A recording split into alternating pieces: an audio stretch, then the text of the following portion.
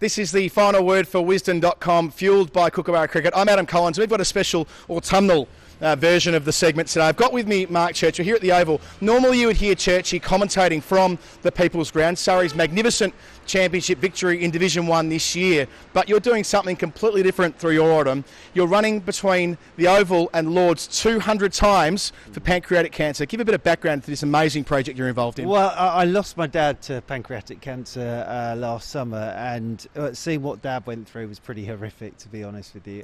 And Dad loved his cricket like I do. And my initial idea was I was going to run to every county ground, but that was a logistical nightmare and needed a backup team of millions. So it was my mum that came up with the idea. She said, Dad loved Lords, you loved the Oval, two of his favourite grounds. How far is it between the two? So we worked out it was 5 miles. And then did some ridiculous maths where I came up with cricket numbers like 200, which is 1,000 miles. So I'm doing it over 50 days. Day 15 today when you've kindly come to see us, and this afternoon will be run 56. So run 56, do the maths on that. So you've been running for 15 days non-stop. How's your body holding up? Yeah, it's okay. My left knee's a bit funny at the moment, but I'm just sort of gritting my teeth and getting through it. It's quite interesting to see which parts of my body are falling apart at what times of the run, but I've been so lucky with the support I've had that, you know, everybody's been amazing, and I don't really know what I'm doing, but I'm just getting on with it. You know, people keep saying to me, how big's your backup team? There's me. What's your nutrition plan like? Well, peanut butter on toast in the morning, bit of peanut butter on toast at lunchtime and a meal in the evening, but so far so good. And you know, I'm doing it for Pancreatic Cancer Research Fund. I met Maggie Blanks, who's the chief executive of the charity. I explained to her what I wanted to do.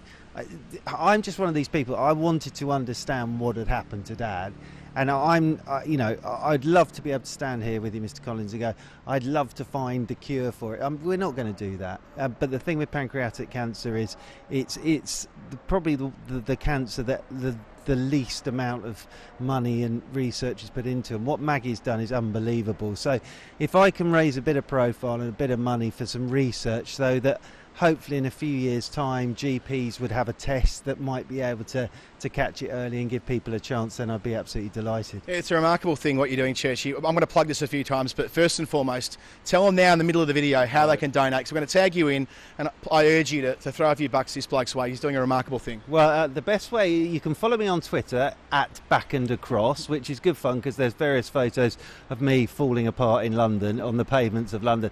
And also the simplest way, if you did want to donate or get any more information, is just to Google Mark Church 200 runs, and my Just Giving page will come up that way. You've had plenty of support from the Surrey Cricket Club as well. Some of the players have been running around London with you, a couple this afternoon as well. Yeah, they've been unbelievable. So Mark Stone and Scott Borthwick have already run with me. Aaron Haranath, Ryan Patel's running with me this afternoon. Ollie Pope and Rory Burns came to wave me off before they jump on a plane to go to Sri Lanka, and just the support from everybody has just been amazing. What sort of pace are they keeping relative to you, given you're now the battle-hardened athlete? How are they going, trying to keep up with you? I think they're slowing down for me as much as anything, but we're sort of doing round about 9-minute miles, which isn't too bad. So we're looking between sort of 45 and 50 minutes for one leg. Quick turnaround, bit of a drink, and then straight back again, break at lunchtime, and then we go again in the afternoon. Yeah, break that down for people who are watching at home. So how long are you taking between your runs, and what sort of hours sleep are you logging a night? So well, I'm falling asleep whenever I sit down at the moment, but I tend to leave at 9:30, and the first two there to Lords and back, normally done and dusted by about 11:30, and then go again at 1, and fingers crossed done by about 2:45, and then, well, the rest of the afternoon seems to be ice packs are my best friend at the moment. A bit of swimming, trying to get the legs moving again, eat, and then literally by 9 o'clock I am gone. Do you listen to music? Do you run without company? How do you find the best way of staying in the zone? I've never listened to music ever. I've never had headphones in, so I just run. And I think the thing is, obviously being in London, you have to keep your wits about you. I'm learning the art of my sidestep now is up there with Brian O'Driscoll's, I tell you. Pedestrian, cyclists. And this thing I keep telling to everybody, the thing on mobile phones now where people don't put them to their ear, they look at them as they're walking along and then never look up. And when they do, it's a bit late and you're dudging around them. So that always adds a little bit of time on to things. But yeah, as I say, we've been blessed with the weather so far. We're going till December the 4th.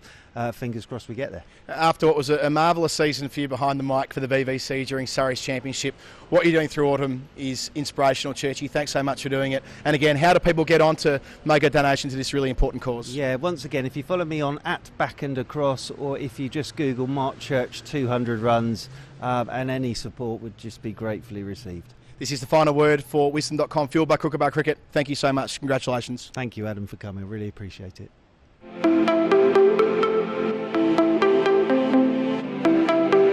Yeah, when I play my back foot cover drives, I like to be nice and deep in the crease, and obviously transferring most of my weight, maybe about 90% of my weight, onto my back foot.